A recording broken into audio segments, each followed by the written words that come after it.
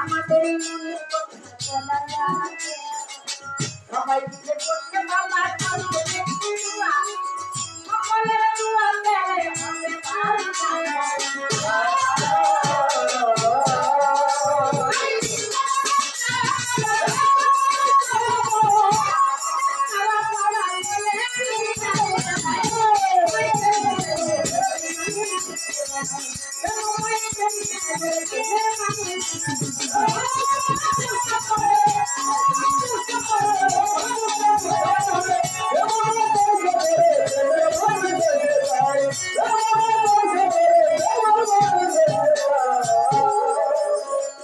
এমন এক ব্যক্তিকে জান্নাতি করিবেন ঘোষণা জান্নাতের সামনে বাবা যাবে যখন যাইয়া সে ফিরে আনবে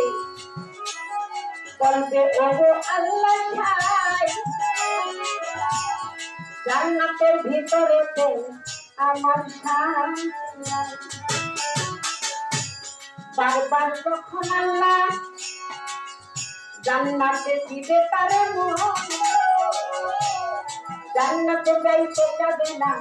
আমার করলো কি ওই আমি বলবো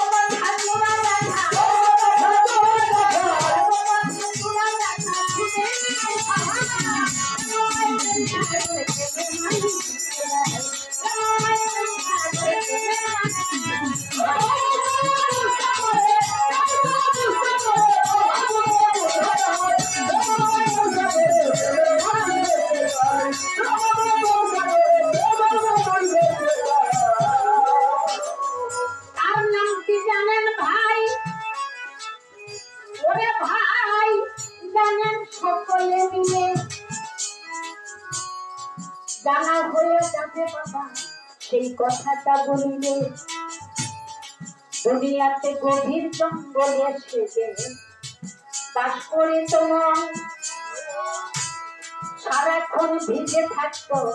তার দুই মন ইয়া রাসূল ইয়া মুহাম্মদ সে যে মুখেতে বলিত লোকালয়ে কখন বাবা তিনি না চলিত লোকালয় তোলা হলে বন্ধুকে পাওয়া যায় এজন্য যারা উলিয়া উলিয়া দাও শুধু তারা সব সময় নির্জনতা অবলম্বন তারা লোকালয় লোকের ভিড়ে কখনো থাকতে চায় নাই এমন একজন পাগল ছিল দুনিয়ার মধ্যে যার নাম ছিল আশিকে রাসূল পাগল মা ছিল বৃদ্ধা ছিল সে অন্ধ হাঁটা চলা করতে পারতো না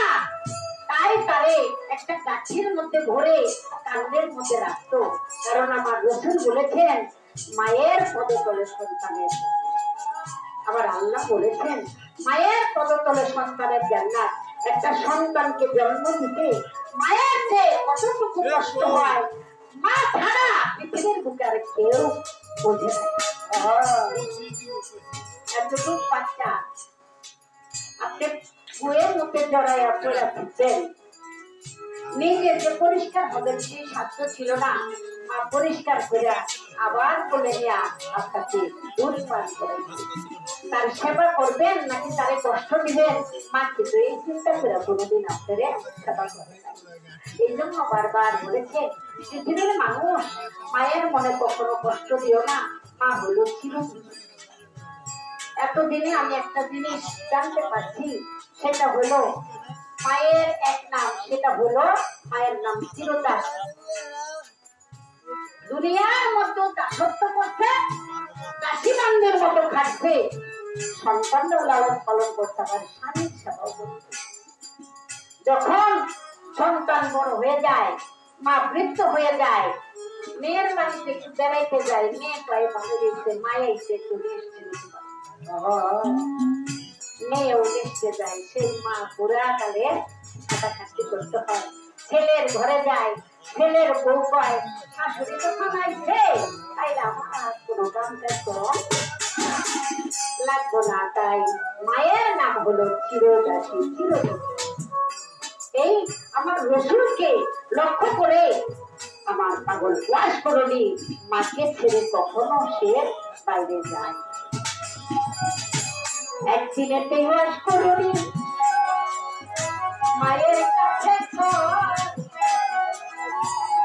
পাগল আমার দয়াল নবীকে দেখতে আমার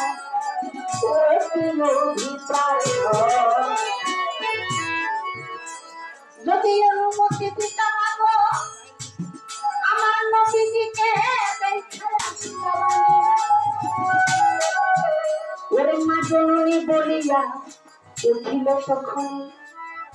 বাবা আমি তো তুমি ছাড়া চলতে পারি না, তাহলে তুমি যখন আশা করছো যাও, যাইয়া যদি নদীকে না পাও ওই জায়গায় তাহলে দেরি করুন। তাই গাছের ডালায় ঝুলাইয়া পাগল ওয়াজ করে নিয়ে চলে গেছে, যাইয়া দেখে দয়াল নবী নাই, এটা ছিল একটা প্রেমের বাহানা। যে যারে ভালোবাসে তারে যদি পায় তার কি আর ওখান থেকে আসতে মনে চায়, এটা ছিল প্রেমের একটা বাহানা, একটা কৌশল। দয়াল নবী জেনেই ওই বাসা থেকে দূরে চলে গেছে। যখন নাকি জানতে গেল আমার দয়াল নবী ঘরে নাই, চোখের পানি ছেড়ে দিল শুনে নিতে চাই, আমার গানের বান্ধব গাইরে ঘরে আমি দেখতে পারলাম না, তাই তো শূন্য হাতে উপবাস করুনি করলো পাগল ওয়াজ করনে চলে গেল আমার দয়াল নবী। বিবি আয়েশাকে বলে দেখে আমার উঠানে কি এসেছিল, বলে একটা পাগল মুখে জনইয়া মোহাম্মদ মোহাম্মদ মোহাম্মদ শব্দ বলে, তাই সে চলে গেছে, আপনাকে সম্মান করে না পেয়ে চলে গেছে। তখন আমার দয়াল নবী বলে সে আমার আসে, আমার পাগল, আমার ওয়াজ করুনি, আমি তার সুবাস পাইতেছি, সেই হলো পাগল ওয়াজ। অনেক পানি আছে, আপনারা জানেন উহুদের যুদ্ধে দয়াল নবীর দুটি তার নাম শহীদ হলো।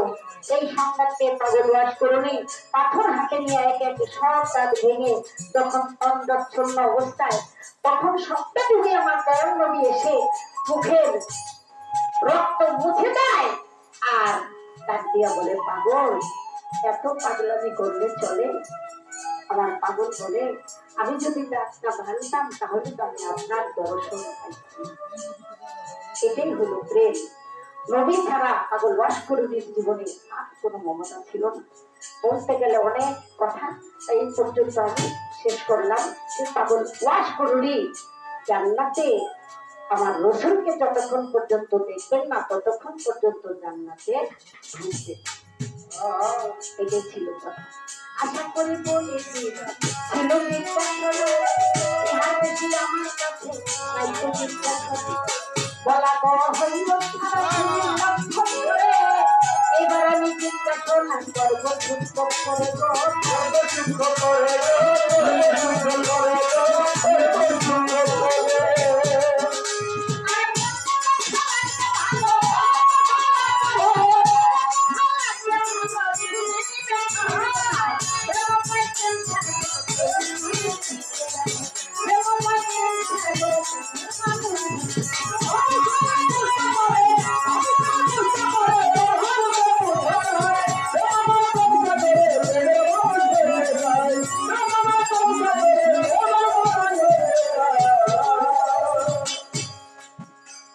আমার ভাই কাজল দেওয়ান